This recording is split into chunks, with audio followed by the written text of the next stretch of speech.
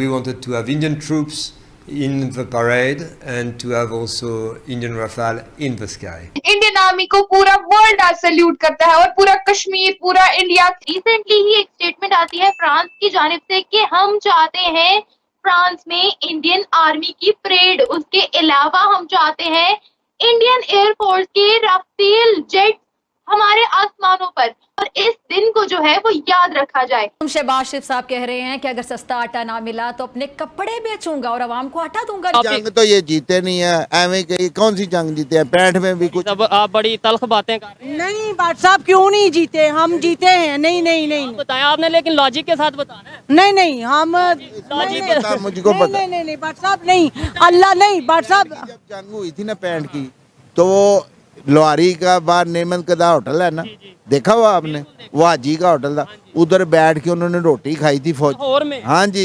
कौन इसका जिम्मेदार है? किससे सवाल किया जाए? कौन देगा जवाब? अब जंग कोई जीते नहीं है लोग, इन्होंने बैजेस ऐसे लगाए हुए, पता नहीं कि मतलब कौन सी जंग इन्होंने। क्या ये इसीलिए पैदा हुए हैं? पाकिस्तान चौथे नंबर पे आ गया माशाल्लाह। तो पाकिस्तानियों को मुबारक हो कि कर्जा मांगने में हम चौथे नंबर पे आ गए हैं। अब हम ऑफिशियली अगर भिखारी कंट्री सर्च करें गूगल पे तो पाकिस्तान ही आएगा। मैं इनसे पूछना चाहती हूँ कि क्या इन्होंने कभी ये जानने की कोशिश की है कि भूख की तड़प और कतारों में खड़े होकर हाथ फैलाने की जो जिल्लत है, ख्वारी है, वो क्या होती है? क्योंकि हम अपनी मातृभूमि पे, हम अपने भारत पे नाज करते हैं, हम जिस कंट्री में रहते हैं। मुल्क में मुआशी बहरान है जिससे अवाम बराह रास्त मुतासिर हो रही है, और हमारे जो वज़ीर आज़म साहब हैं मियां मोहम्मद शहबाज शरीफ साहब, उन्होंने कौम से सस्ता आटा दिलवाने का एक वादा किया था अपने जज्बाती अंदाज में। क्या कहा था, जरा सुनिएगा। तो जो कीमत पंजाब में होगी अगले 2 दिनों में वो पता चल जाएगा आपको। यही कीमत मैं दरखास्त करूंगा चीफ मिनिस्टर साहब से कि यही कीमत रखें। नहीं रखेंगे तो फिर मैं अपने कपड़े बेचूंगा और आपको मैं आटा मुहैया करूंगा। नहीं रखेंगे तो फिर मैं अपने कपड़े बेचूंगा और आपको मैं आटा मुहैया करूंगा। तो वज़ीर आज़म शहबाज शरीफ साहब कह रहे हैं कि अगर सस्ता आटा ना मिला तो अपने कपड़े बेचूंगा और आवाम को आटा दूंगा। लेकिन इस तकरीर का असर कुछ यूँ हुआ कि कराची से खैबर तक गरीब को पेट भरना, तन ढापना मुश्किल हो गया।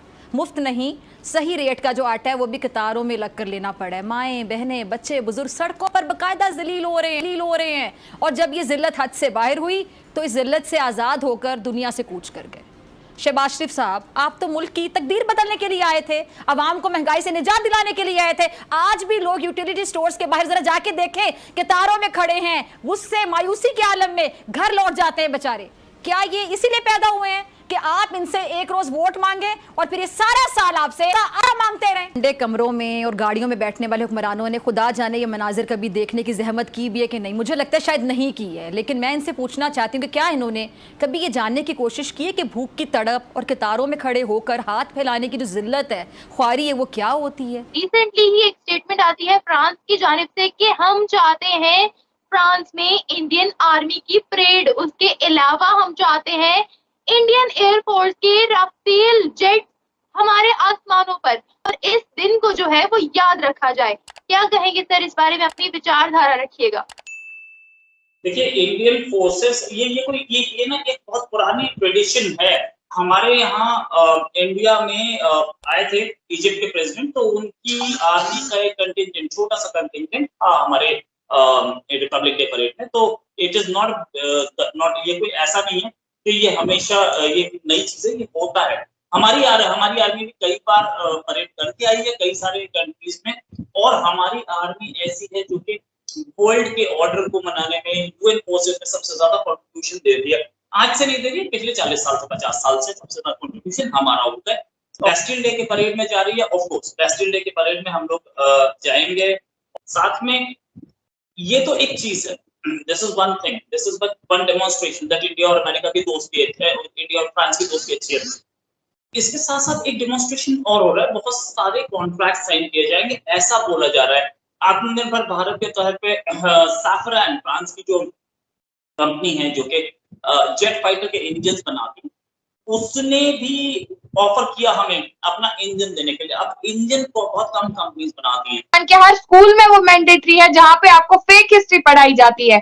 आपको असल हिस्ट्री से रियल हिस्ट्री से ना महरूम रखा जाता है। आप देखो, मतलब सीरियसली, अब उनको तो जो दुनिया की इंफॉर्मेशन, उनको तो अब इंटरनेट पे वो थोड़ा सा रिसर्च करे, उनमें वो है ही नहीं, अब वो क्षमता ही नहीं रही है पाकिस्तानी अवाम में, क्योंकि उस प्रकार से उनका वो मेंटेलिटी, वहां पे मेंटल सेटअप बनाया गया है ना। आप देखो कॉलेज में, स्कूल्स में, हर जगह, बाहर, घर, अंदर, सब जगह पे जो है उन्होंने सिर्फ इंडिया और कश्मीर का नारा लगाना है। अब वो बात करते हैं फंडिंग की, कश्मीर के लोग जो है जूझ रहे हैं, कश्मीर की आर्मी, हम लोग आगे क्लियरली कहते हैं कि हमारी आर्मी हमारे साथ शाना बशाना खड़ी होती है। इंडियन आर्मी को पूरा वर्ल्ड आज सैल्यूट करता है, और पूरा कश्मीर, पूरा इंडिया क्यों ना करे। हम एक भारत का एक अटूट अंग है। We are the crown jewel of India, Kashmir is the crown jewel of India. तो हम क्यों ना अपनी आर्मी को सपोर्ट करें, हम क्यों ना अपने गवर्नमेंट को सपोर्ट करें। और पाकिस्तानियों, जितने भी पाकिस्तानी इस टाइम पे मुझे देख रहे हैं, मैं इतना ही बोलना चाहूंगी, आप फिलहाल तो अपनी फंडिंग के लिए IMF के पास जाए, फिलहाल थोड़े से डॉलर्स आप जहां से आप कलेक्ट करना चाहोगे, आपको जरूरत है फंडिंग की, हमें जरूरत नहीं। मुझे लगता है फंडिंग कराने की आप लोगों को जरूरत है, क्योंकि आपका जो मैं हाल देख रही हूँ इस टाइम पे, बहुत आप पे तरस आ जाता है।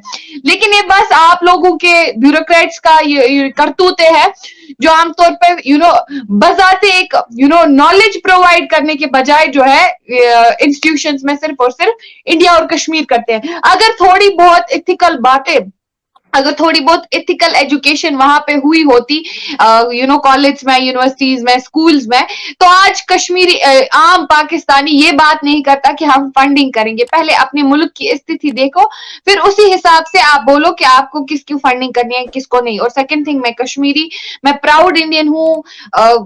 हम एक अटूट अंग है हिंदुस्तान का, हम कभी हिंदुस्तान से अलग हो ही नहीं सकते हैं, क्योंकि हम अपनी मातृभूमि पे, हम अपने भारत पे नाज करते हैं। हम जिस कंट्री में रहते हैं, हम क्यों उस कंट्री को छोड़ के, आपकी कंट्री में ऐसा क्या है हम वहां पे आए। हमारे साथ, मैं कश्मीरी गर्ल आके क्लियरली ऑन स्क्रीन कह रही हूं कि हमें कोई भी प्रॉब्लम नहीं है, हमें कोई भी अपनी गवर्नमेंट से प्रॉब्लम नहीं है, लेकिन फिर भी बार बार प्रोवोक किया जाता है कश्मीरी लोगों को कि नहीं, बस प्रॉब्लम है, वो है, ये है। ऐसे वीडियो देखने के लिए नीचे दिए गए सब्सक्राइब बटन को प्रेस कीजिए और घंटी बटन को क्लिक कीजिए, ताकि आपको नए वीडियो मिलती रहे।